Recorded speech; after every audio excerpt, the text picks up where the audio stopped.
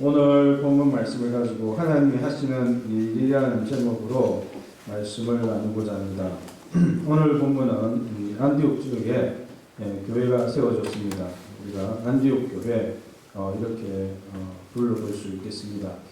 안디옥이라는 도시는 로마 제국에서는 세 번째로 큰 대도시입니다. 수도 로마가 있고요, 알렉산드리아, 그리고 이 안디옥. 그래서 이 안디옥은 대도시, 요즘 우리 치면 대도시, 메가시티. 그리고 여기에는 주요 항구가, 바닷가에서 주요 항구가 있습니다. 그래서 우리 한국으로 치면 인천이나 부산광역시 이렇게 아주 큰 대도시입니다. 인구가 그 당시에 50만에서 80만 정도 거주를 했고요. 그리고 이게 아주 계획된 도시입니다.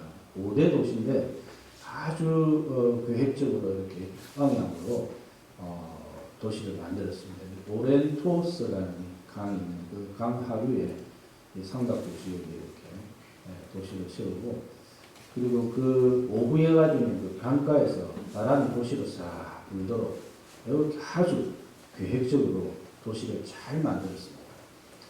물론 이 로마의 대도시라서 이 도시 자체는 다시고 많은 그 신전들이 있는 그런 곳입니다. 여기에도 이제 유대인들이 많이 이주를 해와서 살고 있습니다. 유대 공동체 안에 이렇게 소속되어서 살고 있는 유대인들만 해도 2만 5천에서 한 5만 명 정도로 추산할 정도로 아주 큰 사회입니다.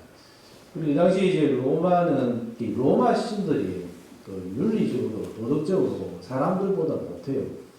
그러다 보니까 뭔가 인간의 가치를 찾는 분들, 그런 분들이 이렇게 볼 때 유대교가 참 좋습니다. 좋아요.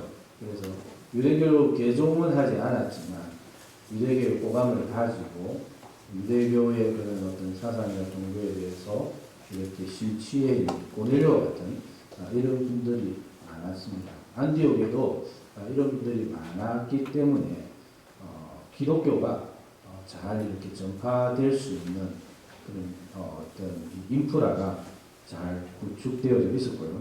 이 안디옥에서 복음이 급격하게 전파되어서 이 사도 바울도 이제 이곳에 참여하게 되고, 또 안디옥 교회가 이제 세계 선교에 대한 예수님의 지상 계명령을 바탕으로 해서 세계 선교에 대한 그런 비전을 가지고 바나바와 사울을 이제 파송하는, 선교사를 파송하고 또 이분들을 구원하는 아주 뜻깊은 교회가 이 안디옥 교회입니다. 교회는 이제 처음 예루살렘 교회로부터 시작했습니다. 예루살렘 교회가 모태 교회고, 교회의 본문이라고 할 수 있죠. 그리고 주로 이제 히브리어, 정확하게 아람어인데 히브리어, 이 유대인들이 사용하는 히브리어를 사용하는 사람들, 그 사람들 중심으로 구성되어져 있습니다. 그리고 이제 베드로가 고넬료 가정을 방문합니다. 가이사라 지역을 순회 전도, 그 지역을 전도한 건 아니고 이제 고넬료 집을 갔죠. 고넬료 집을 가서 그곳에서 복음을 전하고 그곳에서 놀라운 중생의 역사가 일어났습니다. 그 소식이 이제 이 예루살렘 교회에 전해졌고, 그리고 이제 예루살렘 교회는 그 일을 인정을 합니다. 이것이 굉장히 뜻깊은 의미 있는 일입니다.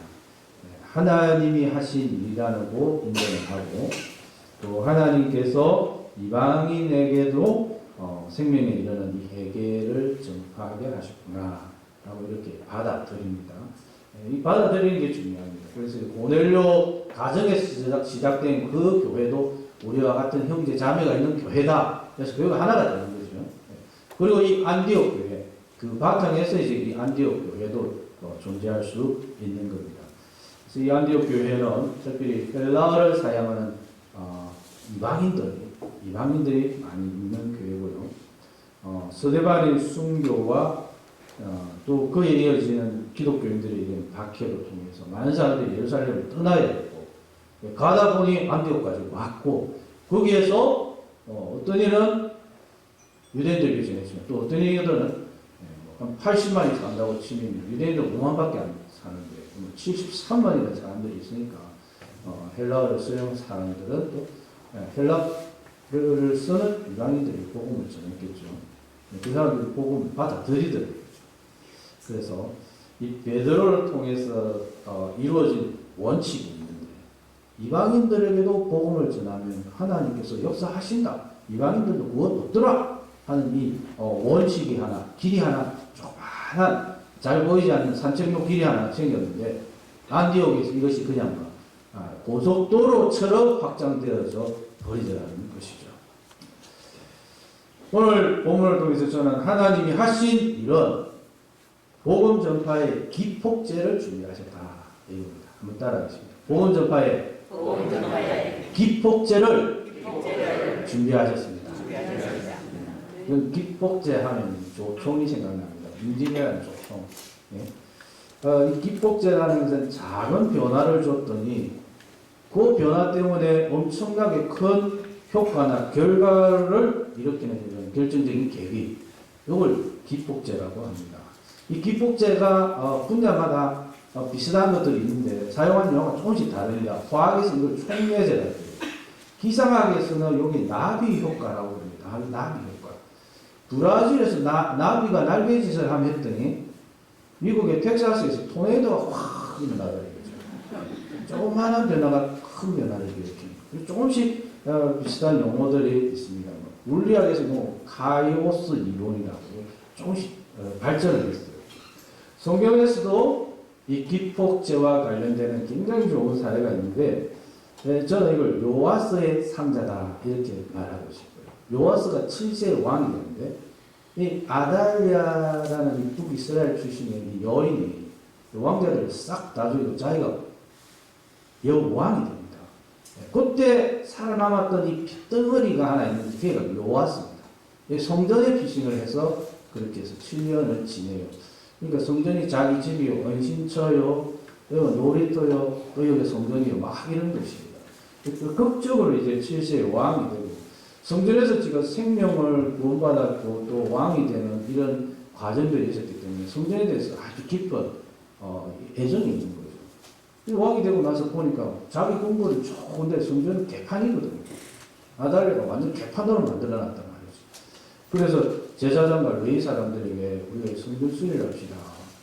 돈이 없는 거예요. 성인 남자들은 1년에 반세계씩 내게 돼 있는데 성전세를 내야 되는데 지금 다 안 냈으니까 반세계를 받는 사람들을 보내서 집집마다 받읍시다. 그러니까 제사장과 레위 사람들이 왕이 이게 지시를 했으면 움직여야 되는데 가만히 있어요. 뜨거워요. 그래서 대제사장 노야다에게 성전을 지금 보수해야 되는데 왜 이 사람들이 가만히 있습니까? 이렇게 해도 대제사장도 아무 말도 안 해요. 뭐라 하면 송구하옵니다 전하, 항송하옵니다 전하, 전하 신을 죽여주시옵소서. 이러니까 왕도 어찌 할 수가 없는 거예요. 기도하고 고민을 하다가 한 가지 방안을 생각합니다. 상자를 하나 만들어요. 상자. 그래서 성전 문 밖에 두고 자 성전을 출입하시는 분들은 성전세를 거기다가 내세요 이렇게 있어요. 한두 사람이 내기 시작합니다. 한두 사람이네요. 지나고 보니까 이게 차거든요. 그러니까 이것을 성전 수립 감독하는 분한테 갖다 줬어요. 감독이 이제 돈이 들어오니까 목공도 이렇게 부르고 철공도 부르고 해서 이제 성전을 수리합니다. 수리해서 조그맣게 수리를 했어요. 조그맣게 수리하고 나니까 사람들 와서 성전이 좀 수리가 되어 있거든. 아이고 우리 성전 좋네 하면 또 이 성전세를 이제 자발적으로 사람들이 내기 시작하는 거죠. 사람들이 야, 이 성전 수리 하다가 좋더라 하니까 나도 한번 가볼까 쫄쫄 와가지고 성전세 내고 그러니까 전에는 한 달이면 이게 가득 찼는데 일주일이면 가득 차, 하루면 가득 차고 이게 가득 차는 거예요. 돈이 자꾸 오니까 이게 물품도 구입하고 자재도 구입하고 좋잖아요. 이러니까 이 성전 보수하는 것이 전체의 영적 부흥이라는 백성들은 기뻐하고 자원하는 마음으로 성전세 내려 성전에 가고 성전 보수대에서 그 구경하러 가고 그거 가니까 기도하고 거기서 기도하다 보면 은혜 받고 성전 수리하는 분들은 수리하는 분들은 돈 걱정 안 하고 마음대로 할 수 있으니까 좋고 이게 영적 부흥이 확 일어나는 거죠. 여기에 기폭제가 바로 박스 하나, 상자 하나. 그냥 반세기를 받는 자들 파송해가 집집마다 막 안내면 두들겨 패고 이렇게 하면 돈은 그다질지 모르겠지만 백성들에게서는 기쁜 마음, 자원하는 마음이 안 일어났을 거예요. 그런데 요아스 굉장히 지혜로웠습니다. 이 기폭제, 예? 이 박스 하나를 딱 갖다 놓았더니 이게 신의 한 수. 백성들은 기뻐하는 마음으로 자원하는 마음으로 성전 수리하는 분들도 신바람하게 그렇게 하는 것을 볼 수가 있습니다. 금금함은 작은 그런 기폭제였고 이로 인해서 성전이 잘 보수되어졌습니다. 안디옥 교회가 설립되는데도 두 가지 기폭제를 하나님께서 준비하셨는데 첫 번째는 박해입니다. 예루살렘에서 유대인들이 스데반을 돌로 쳐 죽이고 이 바울이라는 사울은 집집마다 당문을 해가 당신 예수 믿습니까? 당문을 예수 믿는 사람이 안 믿는다 할 수는 없잖아요. 믿습니다. 그대로 체포해 갑니다. 그러니까 집집마다 사람들이 있을 수가 없어서 예루살렘을 탈출하게 되고 흩어진 사람들이 이제 두루두루 가게 되는 거죠. 그래서 바로 그때에 오늘 본문에 보면 그때에 바로 일을 할 때에 스데반이 일어난 그런 환란으로 말미암아 박해로 말미암아 흩어진 자들이 베니게와 구브로와 안디옥까지 이르러 유대인에게만 복음을 전했습니다. 예수님께서는 제자들에게 성령이 너에게 임하시면 너희가 권능을 받고 예루살렘과 온 유대와 사마리아와 땅 끝까지 이르러 복음의 증인이 되라 라고 그렇게 말씀하셨어요. 예루살렘으로부터 온 유대 사마리아 땅 끝 지금 지경이 넓어지고 있습니다. 그러면 예루살렘은 지금 괜찮은데 온 유대까지는 누가 언제 가야 되겠습니까? 사마리아까지는 진짜 누가 갈 거예요? 유대인들은 사마리아인이라고 상종단입니다. 저는 개 같은 사람들이라고 생각하는데 거기에는 누가 가야 되겠습니까? 땅끝이라 이야기했는데 도대체 어디까지 가라는 말이에요? 자, 이거 어떻게 하면 좋겠습니까? 예수님께서는 예루살렘과 온 유대와 사마리아 땅끝까지 이르는데 복음의 종인이 되라고 했는데 이거 어떻게 해야 되겠어요? 그냥 가만히 있으면 되겠습니까? 대책회를 할까요? 재직회를 할까요? 당회를 할까요? 공동회를 할까요? 투표했다고 두 개를 되면 그 다음부터 어떻게 내일까지 기다릴까요? 사람들이 모여가지고 예수님의 지상 대명령을 가지고 회의를 하면 합의점 찾기가 쉽지 않을 것 같아요. 무언가 싹 퍼져나갈 수 있는 그런 기폭제가 필요합니다. 성전을 보수하는데 요아스 왕은 주도적이었죠. 방백들이나 레위인들, 심지어 여호야다 같은 대제사장도 이 부분에 있어서 어정쩡하고 머뭇거렸습니다. 이거 쉽지 않은데 경제도 어렵고 사람들도 지금 어렵고 흉년이고 이거 대공사인데 이거 쉽지 않은데 다 머뭇거렸던 거예요. 필요성은 다 공감하지만 실행하는 건 쉽지가 않았어요. 이때에 흥금상자를 만들어서 백성들이 즐거움으로 기쁨으로 참여하게 하는 이 기폭제를 요아스가 만들었습니다. 예수님도 마찬가지입니다. 복음을 전파하는 곳에 내가 세상 끝날까지 함께 있겠다라고 하셨는데 함께 하시겠다는 그 주님이 수동적으로 어정쩡하게 머뭇거리고 계신 것이 아닙니다. 오히려 예루살렘에서는 열심히 복음을 전파하고 있지만 그 예루살렘의 경계를 벗어나지 못하고 있는 이 제자들, 온 유대를 향해서 사마리아를 향해서 폭발적으로 나아가지 못하고 있는 이 제자들, 어정쩡하게 머뭇거리고 있는 이 제자들을 위해서 예수님께서는 기폭제를 준비하셨습니다. 하늘과 땅의 모든 권세를 보유하신 주님께서 역사의 현장에 강한 능력의 팔을 펴시사 박해라는 기폭제를 통해서 제자들이 얻어 나갈 수 있게 해주셨습니다. 핍박자들은 박해자들은 기독교인을 박해하고 교회를 전멸하기 위해서 박해를 시도했지만 주님은 오히려 그 박해를 기폭제로 이용하셔서 복음이 온 유대와 사마리아와 땅끝으로 전파하도록 그렇게 기폭제로 사용하신 줄로 믿습니다. 스데반의 죽음과 교회를 향한 이 사울의 박해가 시작되었습니다. 박해라는 기폭제가 터졌어요. 기폭제가 터지니까 어떻게 되었습니까? 그때 스데반의 일로 일어난 환란으로 말미암아 흩어진 자들이 베니게와 구브로와 안디옥까지 이르러 유대인에게만 말씀을 전했습니다. 드디어 복음이 예루살렘의 반경을 벗어난 거죠. 온 유대로 사마리아로 북부 지역의 베니게로 바다 건너 배를 타고 구브로로 그리고 로마 제국에서 세 번째로 큰 대도시 안디옥에 이르기까지 지금 복음이 확장되었습니다. 복음의 현장에 주님이 계신 것이죠. 내가 세상 끝날까지 항상 함께 있으리라고 약속하신 주님, 복음의 현장을 주도하고 박해라는 기폭제를 사용하셔서 복음을 확산시키고 계십니다. 두 번째 안디옥 교회를 설립하는 데 기여한 기폭제는 이 가이사랴 순회 전도 이렇게 표현했습니다. 만남이라 해도 좋겠고요. 만남, 고넬료와 베드로의 만남이라 해도 좋겠고 또 가이사랴 순회 전도를 그렇게 표현도 해보고 싶습니다. 예수님께서 하늘과 땅의 모든 권세를 내게 주셨으니 그러므로 너희는 가서 모든 민족을 제자로 삼아라고 했는데 이 모든 민족을 제자로 삼는데 유대인들은 한계가 있다 이거죠. 유대인과 이방인은 엄연히 구분이 되어 있는데 어떻게 유대인들이 모든 민족을 모든 이방인들에게 나가서 복음을 전할 수 있겠습니까? 이 인종에 대한 제한, 한계가 있는 것이죠. 사도 베드로가 가이사랴에 있는 로마 백부장 고넬료를 만납니다.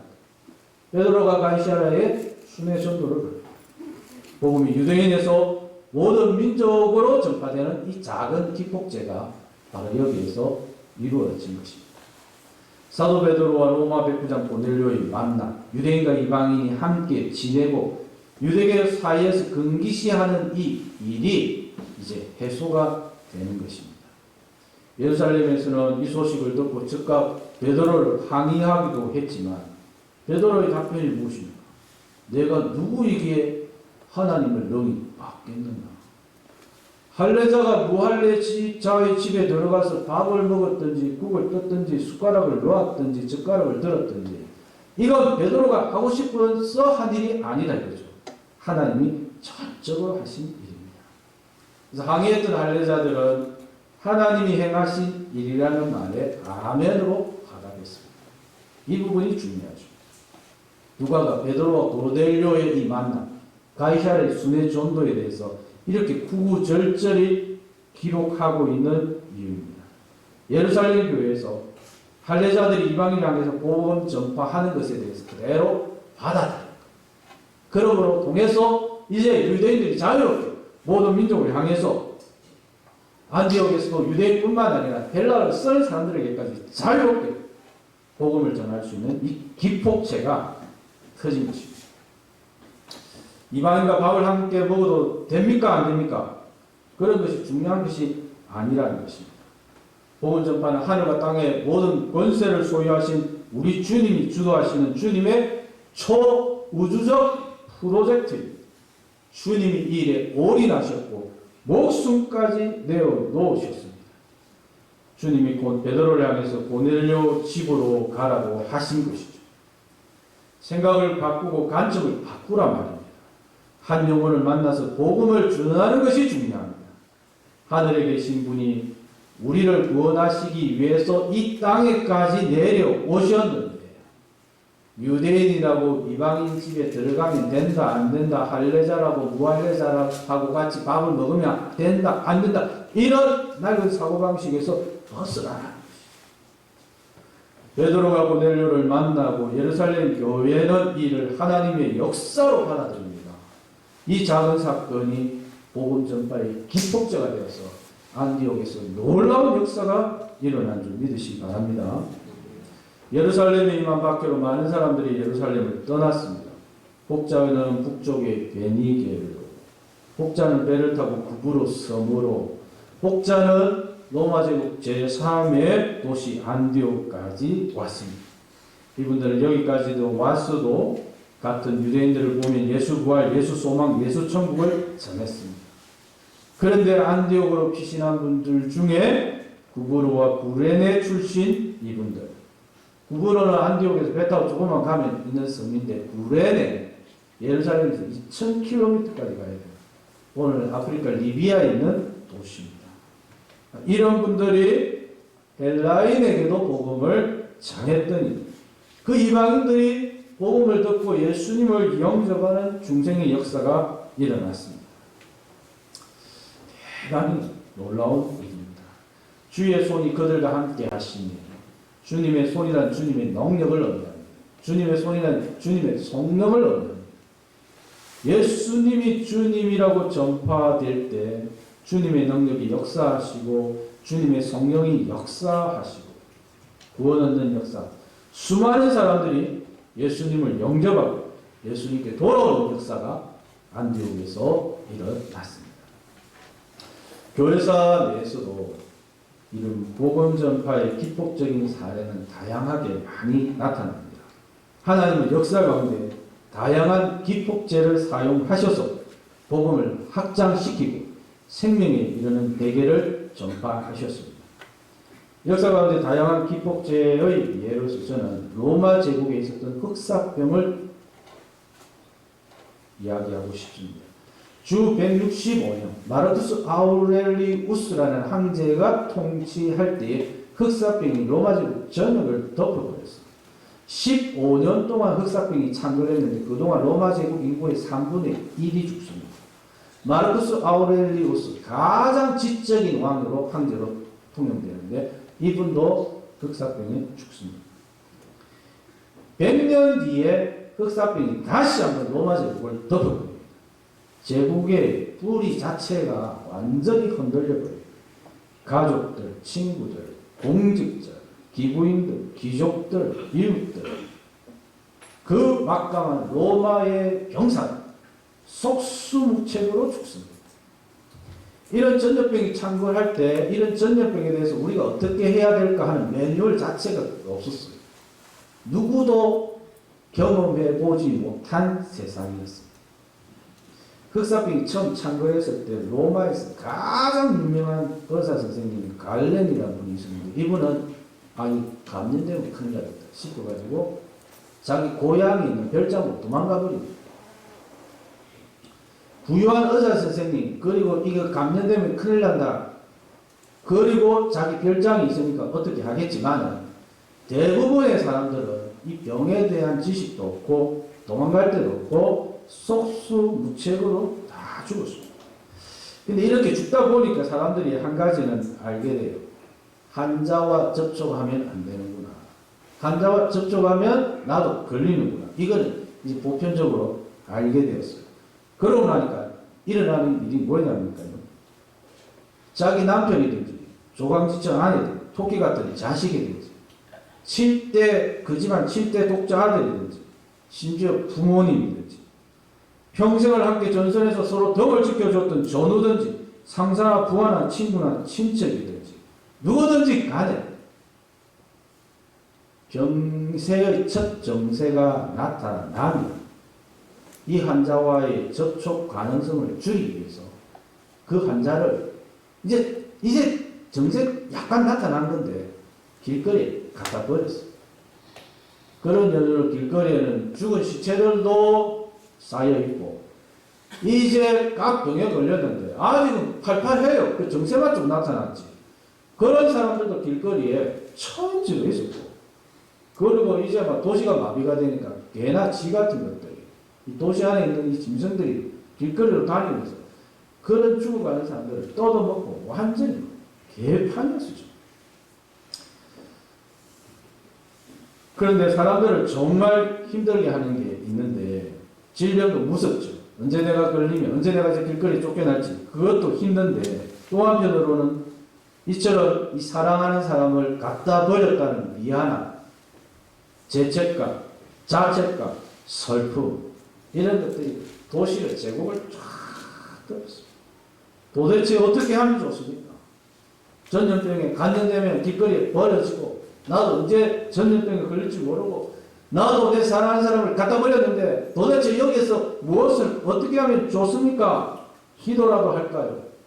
로마에는 수많은 신들이 있고 어리어리한 신전들이 있습니다. 기도라도 해야 되겠다 해서 신전에 달려갔더니 사제가 보이지 않습니다. 어디 조용한 동굴에 가서 기도하고 있나? 아니요. 사제도 이미 도망갔든지 안 그러면 신전 기둥에 쌓여있는 그 시체 더미 속에 그도 있든지 둘 중에 하나입니다. 그렇게 자부심이 강했던 로마 제국 시민들이 서서히 깨닫습니다. 그 많은 로마의 신전, 하얀 신전에 있던 그 신전은 우리를 전염병으로부터 구원해 주지 못하는 거라. 로마의 황제도 우리를 구원해 주지 못하는 거라. 소크라테스니 아리스토텔레스니 플라톤이니 그 대단한 헬라의 위대한 철학 사상도 여기에 대해서는 이런 방구도 답변을 못합니다.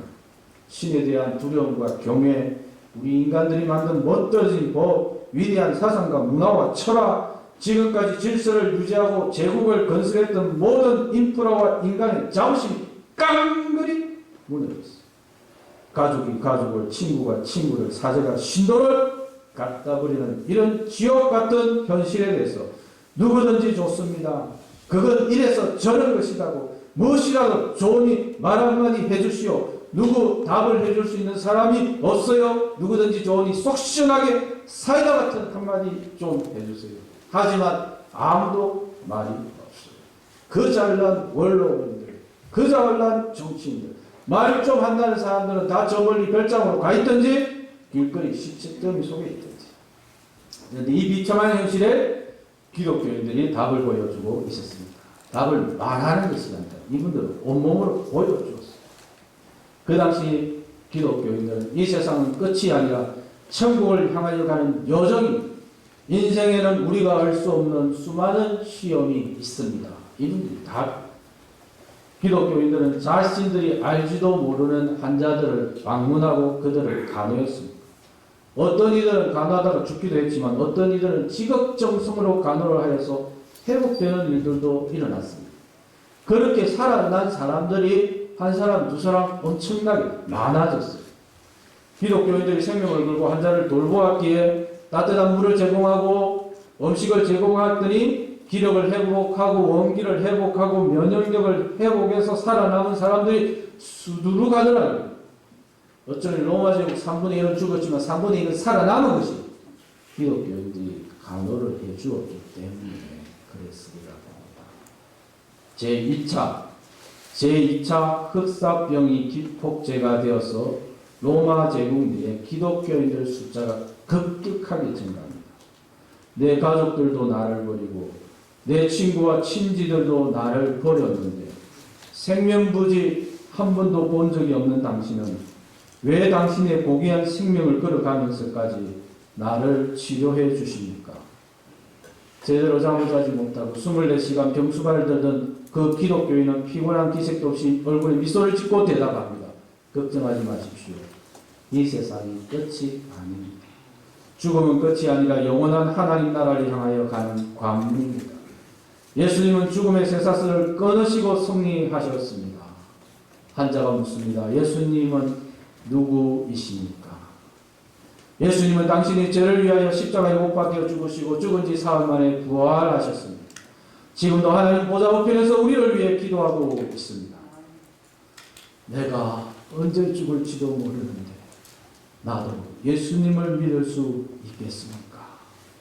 내가 예수님을 믿으려면 어떻게 해야 합니까? 1차 흑사병이 발생하기 전 로마 제국 내에서 기독교 인구를 4만 명 정도 추산합니다. 그런데 30년 뒤 이 흑사병이 이제 정리가 되고요. 15년 동안 창궐했으니까 30년 뒤 흑사병으로 자유로워지고 나서 기독교인은 10만 명으로 증가합니다. 2.5배 정도. 그런데 100년 뒤 2차 흑사병이 돌기 전에 기독교 인구를 100만 명 정도 추산합니다. 그리고 50년 뒤 이제 자유로워지고 나서 흑사병이 자유로워지고 50년 뒤 기독교 인구는 600만 명으로 증가합니다. 60배. 6배. 도대체 어떤 일이 있었습니까? 전염병을 하나님께서 복음의 전파의 기폭제로 사용하신 것입니다. 우리 조선에서도 저는 이 조그마한 기폭제를 소개해주고 싶은데요. 아펜젤러 선교사님과 언더우더 선교사님이 지방 순회 전도를 나갑니다. 이 한양에서 이 평양으로 이 북쪽으로 한반도 북쪽으로 1887년 4월 13일 아펜젤러 선교사님이 가셔요. 아펜젤러 선교사님이 가셨는데 이 기록에 보면 많이 힘들었어요. 이 복음 전파가 정말 될란가? 이런 사람들에게 복음이 들어갈란가? 상당히 좀 의구심이 들 정도로 평양에서 이시라는 이 장군을 만났는데 두 명의 척을 끼고 희희낙낙하고 복음에 대해서 전혀 무관심하고 그런 걸 보면서 이 참 인간적으로 좌절을 겪었어요. 와, 이런 사람들한테 복음이 전해지겠나? 1887년 가을에는 언더우드가 또 같은 지역을 이렇게 전도를 또 나갑니다. 그런데 이 언더우드가 전도를 나갔을 때에 뭐 비슷하게 경험을 했는데 한 사람이 소래 지역에서 한 사람이 나와서 언더우드의 손을 잡았어요. 아이고, 멀리까지 오셨습니까? 이제 그 사람이 20년 뒤에 그분이 목사님이 됩니다. 그리고 이제 그 지역에서 20명에게 세례를 베풀어 줬어요. 비밀리에. 그런데 그로부터 뭐 8개월 뒤, 8년 뒤입니다. 8년 뒤, 1895년에 이 소래 지역에 두 분이 이렇게 순회 전도를 했던 이 소래 지역에 교회당이 건축이 됩니다. 선교회, 미국 선교회 도움이 없이 이분들이 자립을 해서 교회당이 1895년에 소래 교회당이 건축이 됩니다. 그래서 저는 이 소래 교회가 조선의 안디옥 교회가 아닐까 그런 생각을 해봅니다. 역사 가운데 하나님이 사용하시는 복음의 기폭제는 이처럼 다양할 수 있습니다. 혹은 질병, 혹은 박해, 혹은 작은 순회 전도들. 박해의 현장에서 그런 질병을 통해서 하나님은 다양하게 이렇게 역사하십니다. 그런 환경 가운데서도 복음의 씨앗이 심령에 떨어지면 생명 구원의 역사가 일어납니다. 민들레의 씨는 아주 작습니다. 씨 위에 가틀이 있는데 이 가틀이 공기의 흐름을 타고 수 킬로미터까지 날아가서 이렇게 새로운 땅에 정착하는 것을 볼 수가 있습니다. 우리에게 민들레 씨는 복음입니다. 예수 생명, 예수 부활, 예수 천국. 이 복음입니다. 이 복음의 씨앗이 저 10년까지 갈 수 있을까? 그러나 우리가 이 씨앗을 뿌리기만 하면 성령의 바람을 타고 이 가틀이 있어서 날아갔어. 우리가 떠나지 않은 곳에서 구원의 역사가 일어날 줄로 믿습니다. 1887년 4월 24일자 아펜젤러의 일기에 이런 기도문이 있습니다.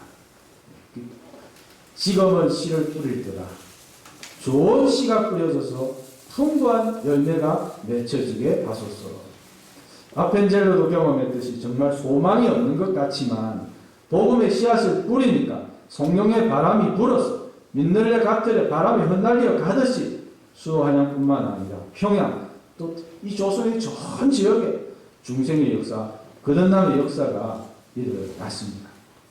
마치 그 옛날 초대 교회 때 박해 현장을 벗어나서 안디옥으로 간 사람들이 헬라어를 사용하는 다른 어느 그 사람들에게 복음을 전했더니 그 심령에 변화가 일어나고 안디옥 교회가 세워졌듯이 아펜젤러 언더우드 선교사님들도 한양에서 지방으로 순회전도를 나가서 복음의 씨앗을 뿌렸더니 소래에서 세례받는 역사도 일어나고 또 자립교회도 세워지는 조선의 안디옥 교회가 세워지는 그런 귀한 역사가 일어났습니다. 오늘도 하나님은 상황을 기폭제로 복음이 전파되도록 하십니다. 우리 삶의 현장에서 코로나19 바이러스가 하나의 기폭제가 되었어요. 우리 삶의 현장에 이 기폭제가 터졌어요. 복음의 지경이 넓어지고 풍성해지고 가가호호마다 복음의 물결이 일어나고 상가상가마다 그리스도의 계절이 오는 그래야지 우리 모든 축복로 가족들이 이 복음의 대잔치에 참여할 수 있도록 주님의 이름으로 축복합니다. 하나님 아버지 상황마다 하나님은 함께 하시고 복음의 기폭제를 터뜨리셔서 복음의 지경이 넓어지고 확장되는 역사를 우리가 살펴봅니다. 이 복음의 현장에 저희들을 불러주시고 하나님 우리 삶의 현장이 복음의 현장이 되고 구원의 역사, 중생의 역사, 은혜의 역사, 생명회개의 역사가 일어날 수 있도록 하나님 우리를 불러주시고 사용하여 주시고 능력을 주시고 권능을 주시고 권세를 주시고 열정을 주시고 사명감을 더하여 주시옵소서. 그래서 우리 교회의 복음의 지경이 확장되어서 많은 사람들이 주님께로 돌아오는 역사가 일어날 수 있도록 은혜를 더하여 주시옵소서. 예수님 이름으로 기도드립니다. 아멘.